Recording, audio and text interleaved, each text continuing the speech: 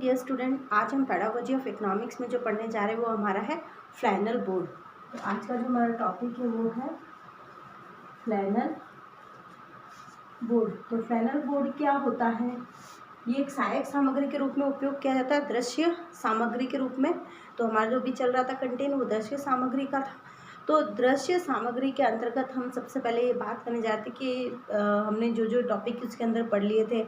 तो आपने चार्ट भी पढ़ा, मानचित्र पढ़ा है और भी बहुत सारे थे जो हम पढ़ चुके हैं। तो अभी हम पढ़ रहे हैं फ्लैनल बोर्ड। तो फ्लैनल बोर्ड क्या होता है? फ्लैनल बोर्ड अपने आप में एक महत्वपूर्ण सहायक सामग्री ना होते हुए भी एक जो हमारा शामपट है, जो एक बहुत महत्वपूर्ण भूमिका निभाता है हमारे शिक्षण अधिगम के अंतर्गत।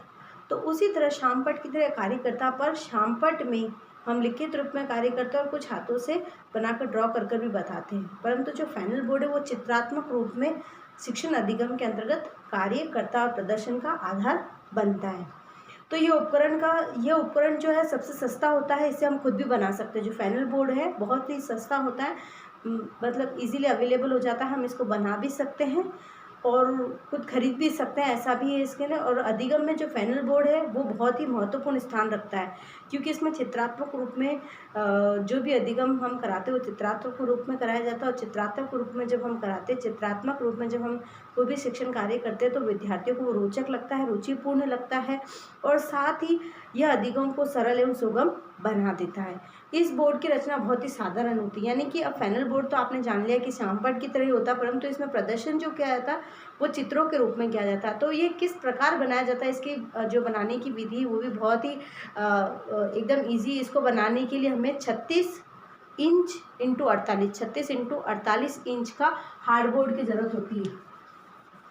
36 इंटू 48 इंच के हार्डबोर्ड की आवश्यकता होती है। हार्डबोर्ड भी ले सकते हैं हम, या प्लाईवुड जो होती है, प्लाईवुड वगैरह जो हम यूज़ करते हैं उसको भी ले सकते हैं। पर इसका जो एक माप दिया गया आदर्श वो हमारा दिया गया है 36 इंटू 48 इंच का। हम एक हार्डबोर्ड ले सकते हैं या फिर प्लाईवुड ले सकते हैं, या फिर बोर्ड या फ्रेम पर एक कपड़ा लगा सकते हैं। तो जो फैनल जो होता है, फैनल एक तरह का कपड़ा होता है, तो हम हार्डबोर्ड लेके या प्लाईवुड लेके उसके ऊपर 48 इंटू 36 इंच का हमें लेना, उसके ऊपर हम जो फैनल होता है उसका कपड़ा लगा दिया जाता है। इस पर क्या किया जाता है, अब जो हमने गत्ता लिया है, जो भी हमने प्लाईवुड ली उसके ऊपर हमने फैनल का कपड़ा तो लगा दिया। उसके बाद हमें क्या करना है, इस पर कागज काट कर विभिन्न प्रकार के आकार देकर हम विभिन्न प्रकार के जो भी कंटेन होते हैं या विभिन्न प्रकार के पदार्थ हैं उनको समझा सकते हैं। यानी कि 36 इंटू 48 इंच का हमें हार्डबोर्ड लेना है या फिर प्लाईवुड लेना है और उसके ऊपर फैनल का कपड़ा लगाना है।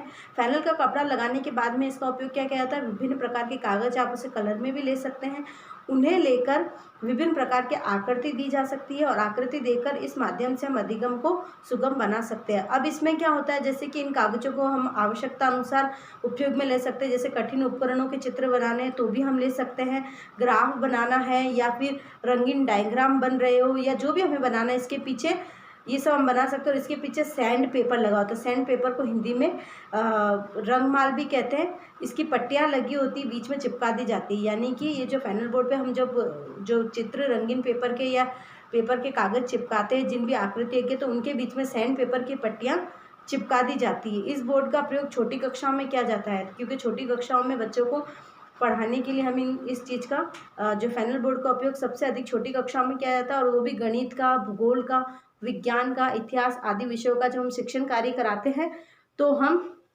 इस फैनल बोर्ड का उपयोग छोटी कक्षाओं के लिए ही करते हैं। अब आपने जो पढ़ा था वो मैं आपको फिर से एक बार रिकॉल करा दी कि जो फैनल बोर्ड है हमारा दृश्य सामग्री का महत्वपूर्ण एक सहायक सामग्री के रूप में उपयोग की जाती है। और ये जो हमारी सहायक सामग्री, संपूर्ण सहायक सामग्री हम इसको कह सकते हैं एक तरह से। पर जो शामपट है उसी की तरह कार्य करता है, पर इसमें जो कार्य किया जाता है वो चित्रात्मक रूप में किया जाता है और इसको ये बहुत ही सस्ता होता है। इसको हम खुद भी बना सकते हैं। इसके बनाने की विधि मैंने आपको बताई। 36 इंटू 48 इंच का हार्डबोर्ड ले सकते हैं, आप प्लाईवुड ले सकते हैं। उसके बाद फैनल का कपड़ा चिपकाना, कपड़ा चिपकाने के बाद हम उस पर विभिन्न प्रकार के कागजों से विभिन्न प्रकार के आकृतियाँ बना के चिपका सकते हैं। उन कागजों के बीच में हमें सैंड पट्टी की पट्टियाँ बीच में चिपकानी होती है। तो इस प्रकार हमारा फैनल बोर्ड बन जाता है। और फैनल बोर्ड सबसे ज़्यादा उपयोग में ली जाती है छोटी कक्षा में, जब उन्हें गणित पढ़ा रहे, क्योंकि गणित में विभिन्न प्रकार की आकृतियाँ होती है, विभिन्न प्रकार के शेप हमें पढ़ाने होते हैं। भूगोल पढ़ाना होता है, विज्ञान में विभिन्न प्रकार के डायग्राम है, इतिहास है, आदि विषयों का हम जानकारी छोटी कक्षा में फाइनल बोर्ड के माध्यम से बहुत ही अच्छे तरीके से दे सकते हैं, जिससे कि विद्यार्थी शिक्षण में रुचि भी लेते हैं तथा वो जो भी पढ़ रहे हैं उनका वो ज्ञान बोधगम्य हो जाता है, उन्हें जल्दी से समझ में आ जाता है और वो ज्ञान उनके लिए स्थायी होता है। अब जो फाइनल बोर्ड जो है हमारा, इसका उपयोग क्या होता है? फाइनल बोर्ड का उपयोग यानी कि हम इसका उपयोग किस तरह से कर सकते हैं? आपको मैंने पहले बताया कि इसका क्या क्या उपयोग था। तो पहला उपयोग ये है कि इस बोर्ड पर पहले से तैयार डायग्राम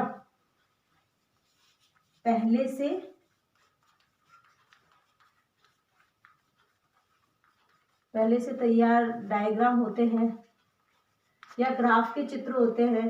तो ये सब जो चीज़ें होती है वो पहले से हमें तैयार करनी पड़ती है और इन सबको हम तैयार करके, डायग्राम हो गया, ग्राफ हो गया, कोई भी चित्र हो गया, उसको पहले से तैयार करने के बाद हम इसका शैक्षिक उपयोग किया जाता है। तो फाइनल बोर्ड का सबसे पहला उपयोग जो है वो इसका उपयोग शैक्षिक उपयोग के लिए किया जाता है और इसमें पहले से हम अपने जो भी ये ग्राफ होते हैं, डायग्राम होते हैं, चित्र होते हैं, पहले से हम तैयार कर देते हैं, फिर हमारे शिक्षण में हम इसका उपयोग करते हैं। नेक्स्ट जो है, डायग्रामों को जो है क्रमानुसार कक्षा में प्रस्तुत करना चाहिए।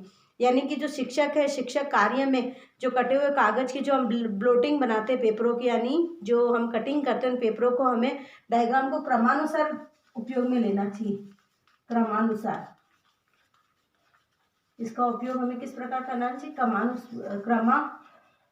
यानी कि क्रम के अनुसार एक व्यवस्थित रूप से करना चाहिए। हमने जिस प्रकार से ब्लोटिंग की पेपरों की, जिस प्रकार से हमने उनको चिपकाया, तो पहले हमें कौन सा डायग्राम बताना, फिर कौन सा बताना, तो इनको हमें क्रमानुसार व्यवस्थित रूप से शैक्षिक उपयोग इसका करना चाहिए। फिर जो है शिक्षक द्वारा जो विभिन्न खंडों का चित्रादि या कथन या रोचक बोधगम्य बना सकते हैं। यानी कि शिक्षक जब विभिन्न प्रकार के खंड पढ़ा रहा हो या कहानी पढ़ा रहा हो तो वो अपने कथन को रोचक बनाने के लिए फाइनल बोर्ड का उपयोग कर सकता है। तो आज हमने पढ़ा था फाइनल बोर्ड का किस प्रकार क्या उपयोग होता है या फाइनल बोर्ड किस प्रकार से बनता है और किन कक्षाओं में इसका उपयोग होता है, वो आज हमने जानकारी ली। यदि आपको इसमें कुछ समझ में नहीं आए तो आप मुझसे पूछ सकते हैं। तो फाइनल बोर्ड हमने पढ़ा जो कि दृश्य सहायक सामग्री का सबसे महत्वपूर्ण आधार स्तंभ भी कहा जाता है। यदि आपको इसमें कुछ समझ में नहीं आया तो आप मुझसे पूछ सकते हैं। नेक्स्ट क्लास में हम अब दूसरा हम दृश्य सामग्री का पढ़ेंगे, वो हम नेक्स्ट क्लास में पढ़ेंगे। Thank you.